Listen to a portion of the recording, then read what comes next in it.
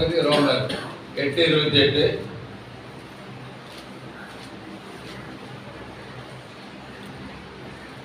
அன்றையும் அவருடைய தீர்மானத்தின்படி அழைக்கப்பட்டவர்களாய் தேவனிடத்தில் அன்பு புரிகிறவர்களுக்கு சகலமும் நன்மைக்கு ஏதுவாய் நடக்கிறது என்று அறிந்திருக்கிறோம். அல்லேலூயா. தேவனிடத்தில் அன்பு கூறுவர்களுக்கு சகலமும் நன்மைக்கு ஏதுவாய் நடக்கிறது. ஆண்டவரிடத்தில் அன்பு கூறுவர்களுக்கு தான். ஞாயிற்றுக்கிழமை கிறிஸ்துவர்களுக்கு அல்ல, பெயர் கிறிஸ்துவர்களுக்கு அல்ல, பண்டிகை கிறிஸ்துவர்களுக்கு அல்ல. யாருக்குன்னு சொல்லியிருக்கிறாரு? தேவனிடத்தில் அன்பு கூறுவர்களுக்கு. அதான் அன்பின் சீசனாக யோவான் சொல்றாரு. 1 யோவான் 4:7-8. அன்பின் சீசனாக யோவான் என்ன சொல்றாரு பாருங்க. பிரியமானவர்களே, ஒருவரில் ஒருவர் அன்பாயிருக்க கடவோம்.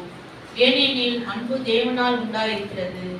அன்புள்ள எவனும் தேவனால் பிறந்து அவரை அறிந்திருக்கிறோம். அன்பில்லாதவன் தேவனை அறியான்.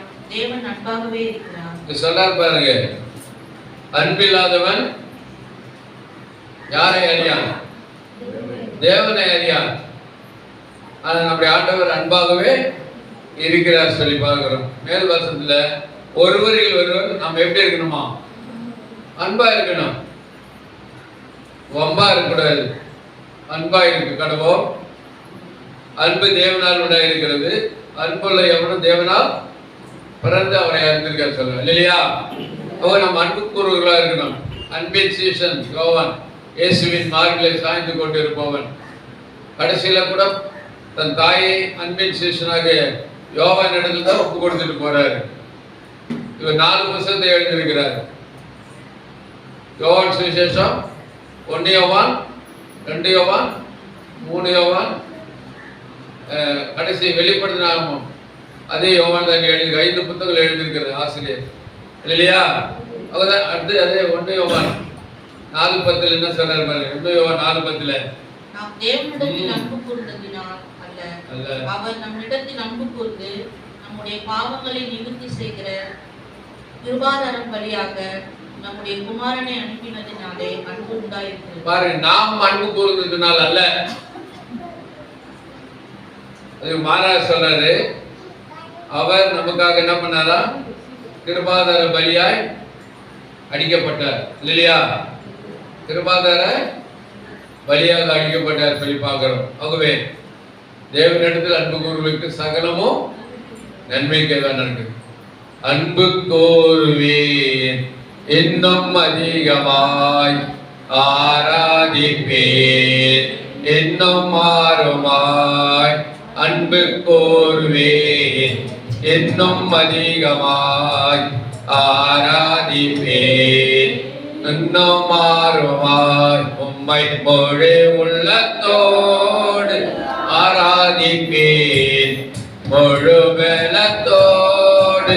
அன்பு கோருவேன் ஆராதனை ஆராதனை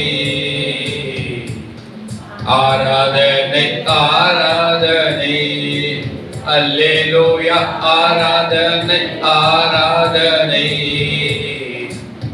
ஆராதனை ஆராதனை.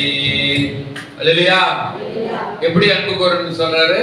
உன் தேவனாகிய கர்த்தரிடத்துல முழு இருதயத்தோடும் முழு ஆத்மாவோடும் முழு பலத்தோடு அன்பு கூறுவாயாக.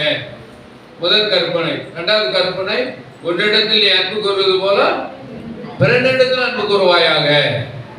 அவங்க நான் பார்க்கிறோம், நாம் ஆண்டவரிடத்தில் அன்பு கூறும் போது நம்முடைய வாழ்க்கையில் ஏற்படுகிற எல்லா காரியங்களையும் அவர் நன்மைக்கு எதுவாய் மாற்றி அமைக்கிறார் இல்லையா? முதலாவது யோசேப்புடைய வாழ்க்கையை குறித்து நாம் பார்க்கலாம். ஆதியாகமம் 50:19-20. ஆதியாகமம் 50:19-20. யோசேப்பு அவர்களை நோக்கி, பயப்படாதீர்கள், நான் தேவனா? நீங்கள் எனக்கு தீமை செய்ய நினைத்தீர்கள். தேவனோ இப்பொழுது நடந்து வருகிறபடியே வெகு ஜனங்களை உயிரோடு காக்கும்படிக்கு அதை நன்மையாக முடிவு பண்ணினார். பாருங்க, நீங்களோ எனக்கு தீமை செய்ய பார்த்தீர்கள், ஆனால் தேவன் அதை என்ன பண்ணாரு? வெகு ஜனங்களுக்கு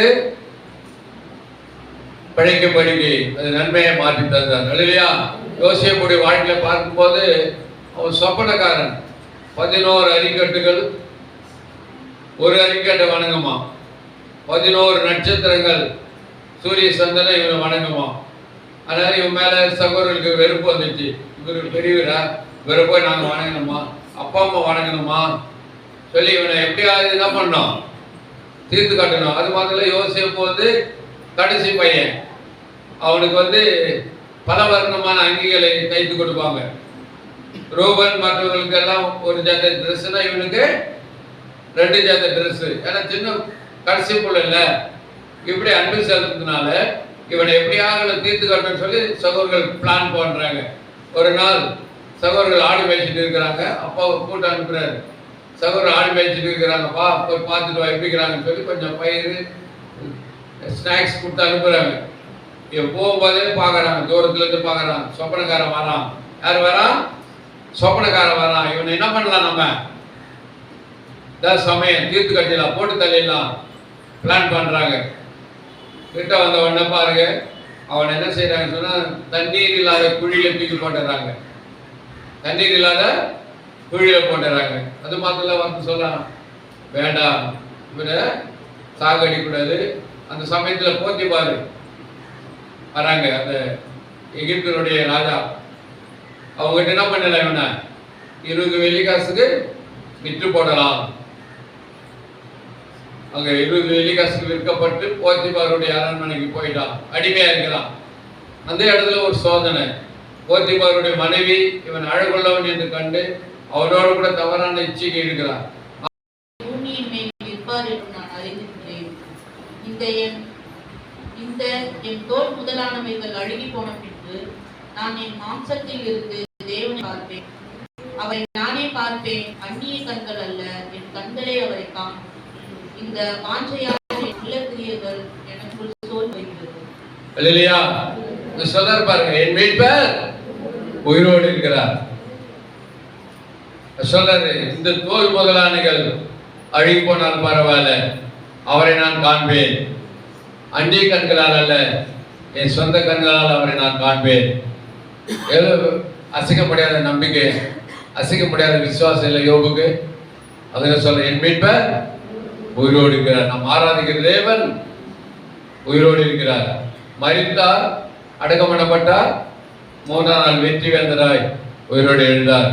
அதான் தேவதூதர்கள் சொல்லுவாங்க அந்த சகோதரிகள் கிட்ட, உயிரோடு இருக்கிறவரை நீங்கள் மரித்தவரிடத்துல தேடுகிறது என்ன, அவர் இங்க இல்லை, அவர் உயிர் எழுந்தார், போய் சொல்லுங்கன்னு சொல்லி அவர் சொல்றாரு.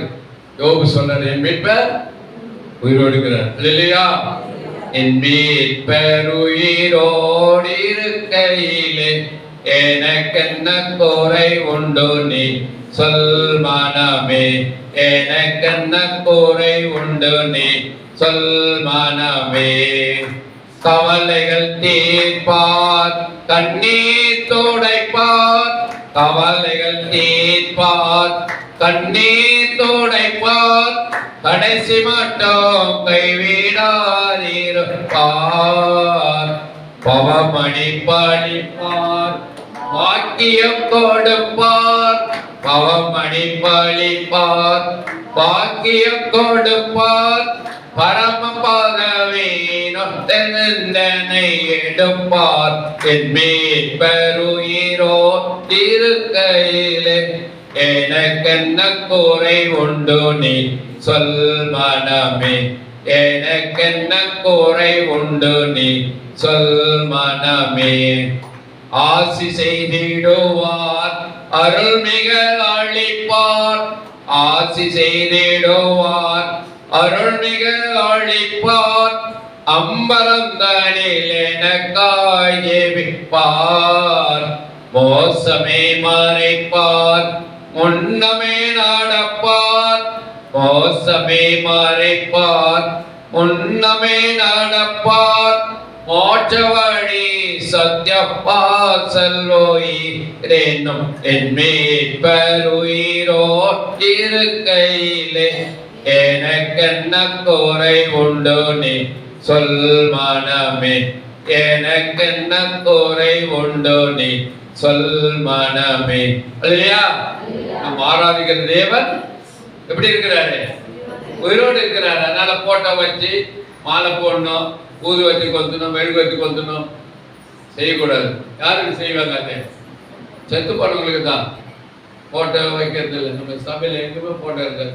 நீங்கள் கேத்தலிக் போனீங்கன்னாக்கா சுத்திரி போட்டோ சிலை தான் இருக்கும். இந்த நம்முடைய சபைகளில், ஆவிக்குரிய சபை, பெந்தக சபைகளில் பார்த்தா வசனம் தான் இருக்கும், அவருடைய வார்த்தை தான் இருக்கும், உருவ வழிபாடு கிடையாது. அதுதான் நம்ம ஆண்டவர் உயிரோடு இருக்கிறார். அதனால நம்ம என்ன பண்ணக்கூடாது? கவலைப்படக்கூடாது. நமக்கு எல்லாத்தையும் நன்மைக்கு எதுவாய் நடத்தி தருவார். அவர்தான் அடுத்து அதே யோபுல வாசிக்கிறோம். யோபு 42, 11, 12. யோபு 42, 11 வசனம், 12 வசனம். அப்பொழுது அவனுடைய எல்லாம் சகோதரரும் சகோதரிகளும் முன் அவனுக்கு அறிமுகமான அனைவரும் அவனிடத்தில் வந்து அவன் வீட்டிலே அவனோட போஜனம் பண்ணி கர்த்தர் அவன் மேல் வரப்பண்ணின சகல தீங்கு நிமித்தம் அவனுக்காக அங்கலாய்த்து அவனுக்கு ஆறுதல் சொல்லி அவரவர் ஒவ்வொரு தங்கள் காசையும் அவரவர் ஒவ்வொரு பொன் ஆபரணத்தையும் அவனுக்கு கொடுத்தார்கள். கர்த்தர் யோபின் முன்னிலைமையை பார்க்கிலும் அவன் பின்னிலைமையை ஆசீர்வதித்தார். 14,000 ஆடுகளும் 6,000 ஒட்டகங்களும் 1000 மேர்களும் 1000 கழுதைகளும் அவனுக்கு உண்டாயின. அல்லேலூயா. யாரெல்லாம் அவனை விட்டு விலகி போனாங்களோ அவங்க மறுபடியும் என்ன பண்ணலாம்? என்ன கொண்டாடுறாங்க? கிஃப்ட் கொண்டாடுறாங்க. கிஃப்ட் பொண்ணு ஆபரணங்களை கொண்டாந்து அவருக்கு பரிசா கொடுக்குறாங்க. அது மாதிரி கர்த்தர் முன்னாடி நிலைமை விட பின்னாடி நிலைமையில ரத்தத்தை ஞான ஆசீர்வாதம். அல்லேலூயா. ரெட்டிப்பான நன்மை தருவேன், இன்றைக்கு தருவேன். யாருக்கு? அரணுக்கு திரும்புகிறவர்களுக்கு. நம்பிக்கையுடைய சிறைகளே அரணுக்கு திரும்புங்கள், ரெட்டிப்பான நன்மை தருவேன், இன்றைக்கு தருவேன். ஆகவே பாருங்க, யோபு வாழ்க்கையில் ஏற்பட்ட எல்லா தீமையும் கர்த்தர் கடைசியில நன்மையாக மாற்றினார். இல்லையா? எழுந்து போன அனைத்தையும் திரும்ப டபுளா கொடுத்திருக்கிறார். மனை மாத்திரம் ஒருத்தர் தான், அது டபுள் கிடையாது. இல்லையா? ஆகவே நம்முடைய வாழ்க்கையில் கூட அவரிடத்தில் நம்ம அன்பு கூறும்போது நம்முடைய வாழ்க்கையில் என்ன நடக்குது எல்லாவற்றையும் கர்த்தர் நன்மையாய் மாற்றி தருவார். கடைசியா இன்னொரு குடும்பத்தை குறித்து பார்க்கிறோம். யோவான் 16ஆம் அதிகாரம் 5ஆம் வசனம். யோவான் 11:5. இயேசு மார்த்தாளிடத்திலும் அவர்களுடைய சகோதரியினிடத்திலும் லாசருவினிடத்திலும் அன்பாய் இருந்தார். பாருங்க, மார்த்தாள், மரியாள், அவர் சகோதரர் லாசரு, இந்த குடும்பத்தில் ஆண்டவர் எப்படி இருந்தாரு? அன்பா இருந்தார், தகப்பனை போல இருந்தார். ஏன்னா அவங்க 2 பேரும் கைப்பெண்ணு, சகோதரர் 3 பேர் தான். எங்க ஊழியத்துக்கு போயிட்டு வந்தாலும் என்ன பண்ணுவாராம்? பெத்தானியா ஊர்ல வந்து மார்த்தாள் மரியாள் வீட்டில் தங்குவார். அதிகமாக நேசித்தவர் இந்த குடும்பத்தை. இந்த குடும்பத்தில் ஒரு இழப்பு. லாசரு என்ன ஆயிட்டான்? மரித்து போயிட்டான். மரித்து போயிட்டு 4 நாள் ஆயிட்டு சொல்லி அனுப்புறாங்க. அப்போ கூட என்ன ஆண்டவர் வரல. 2 நாள் பிறகு அதுக்கப்புறம் கேள்விப்பட்டு வராரு.